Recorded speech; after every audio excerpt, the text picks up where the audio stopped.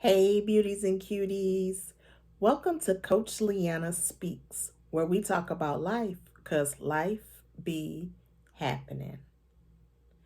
When was the last time you've actually had a conversation with your child or children where you didn't talk about social media or reality TV? You actually took the time to listen to what your kids were saying to you.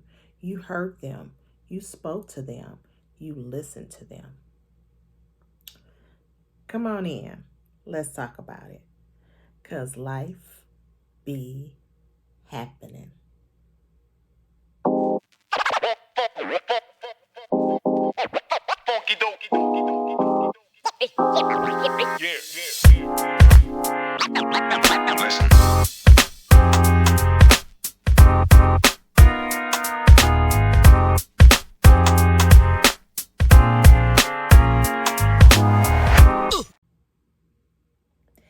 Hey, beauties and cuties. Welcome to Coach LeAnna Speaks, where we talk about life because life be happening.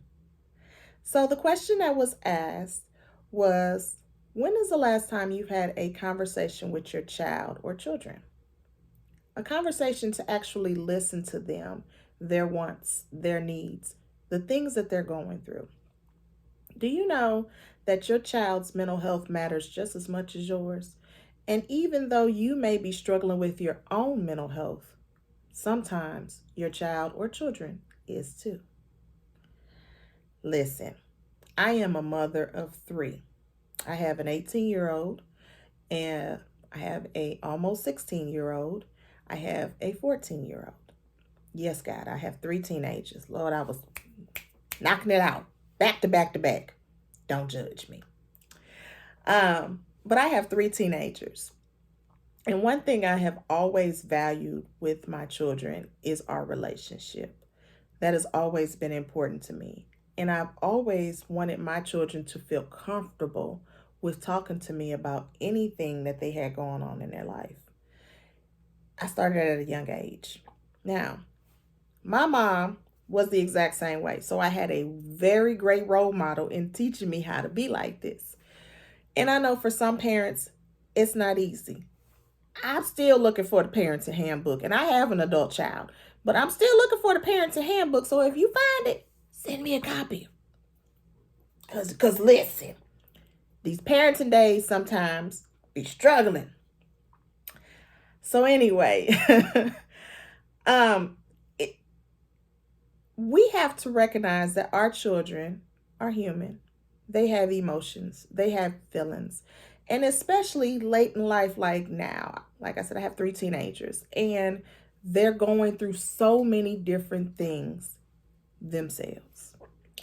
They're dealing with their bodies changing. They're dealing with friend groups. They're dealing with schoolwork, just, you know, typical teenage stuff. And even for little kids, they're dealing with Susie don't like me no more and I don't know why. Right? But sometimes we just look it over as that's just kid stuff. They'll be okay. They're all right. Listen, from one parent to another, listen to your kids. Sometimes these kids are crying out and we don't recognize it because we're not listening to them. Like, listen intentionally to what they're trying to tell you. I always tell my kids, whatever it is you're going through, we are going through it. And I know when something is bothering you. One thing about me as your mother, I'm always know when something is wrong with you. So whatever it is you're going through, let's talk about it.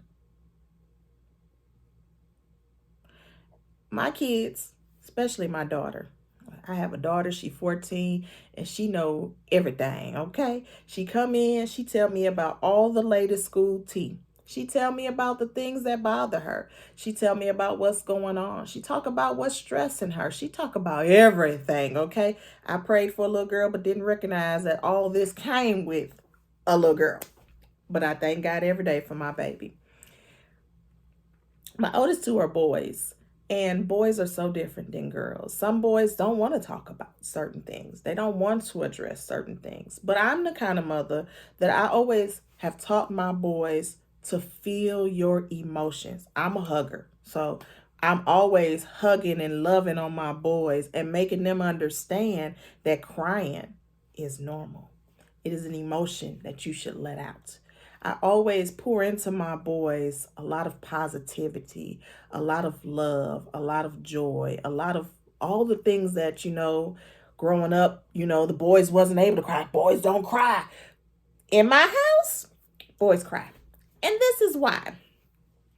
About a year ago or so, I was talking to a young man. Yeah, it was about a year ago. So, because my oldest son was still home. And I was talking to this young man, and I was telling him, he overheard a conversation I was having with my son.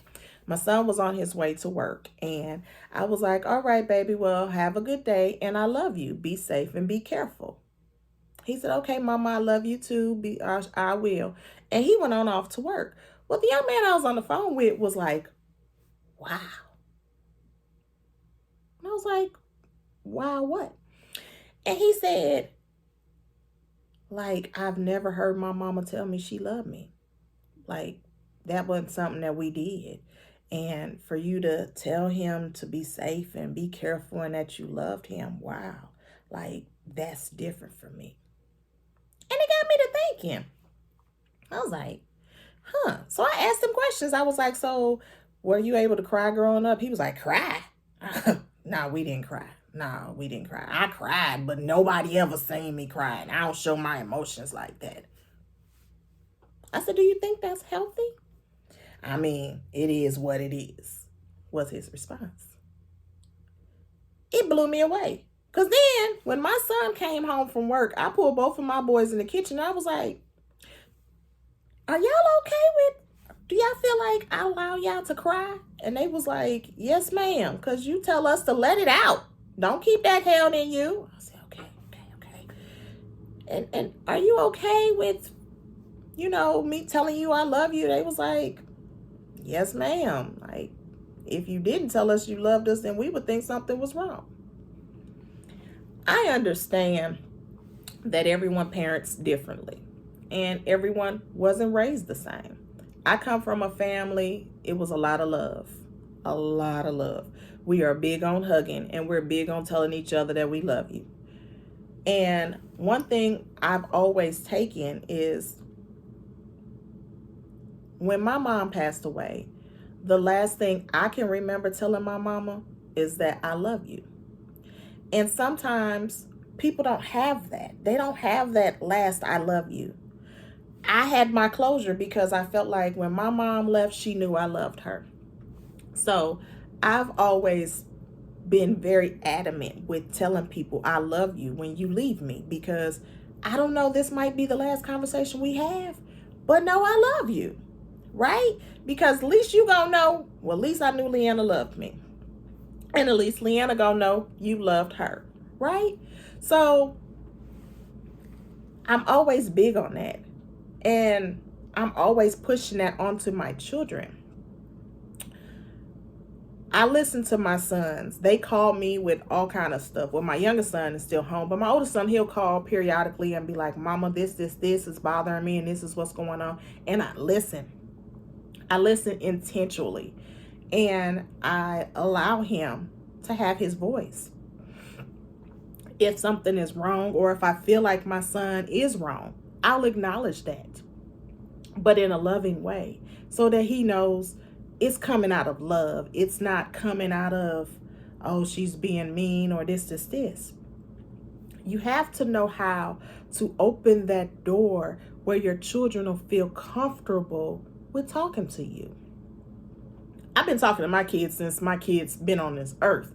So they've always heard me talk about all kind of stuff. I'm very transparent with my children. I'm very open with my children. Some people say that's not great, but I always felt like my kids, I don't want them to find out anything about me from someone else that is a surprise.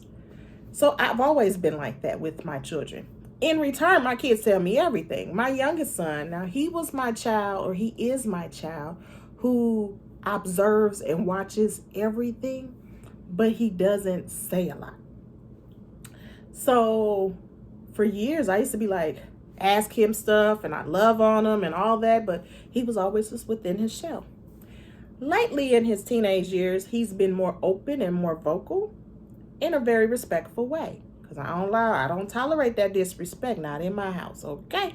But he's very vocal now, and he talks about what he likes, what he doesn't like, what is bothering him, what's he has going on. He's opening up more. And I'm grateful, because I always feel like I want my kids' mental health to be a top priority. I want them to be able to be very productive citizens in this world, even though they have so many other things going against them. I want my children's mental health to always be a priority. Even though sometimes my mental health ain't that great, as long as I can make sure their mental health is good, we'll get mine taken care of. Because listen, I don't miss no therapy appointments, okay? So, when is the last time you talked to your children? When is the last time you listened to them? And there are some things they may say you may not like, but you still need to listen. You need to respect their thoughts, respect their voice. Listen to them intentionally. And sometimes you'll learn things about your kids you didn't even know. I'm talking to my kids, I be all in their business.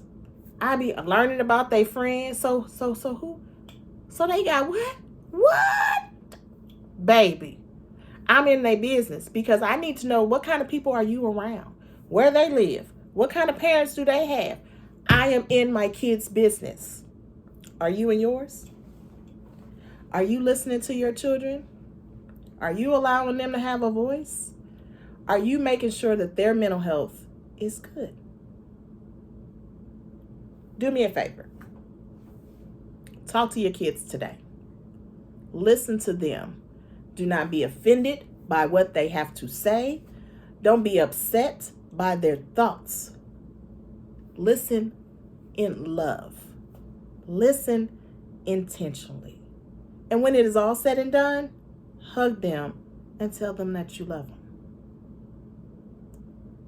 All right. Every day that we have breath, we have purpose. Thrive in that. Be great in that. Greatness lies within you. It is just waiting on you to unlock it and level up. Until next week, love you. Bye. Mwah.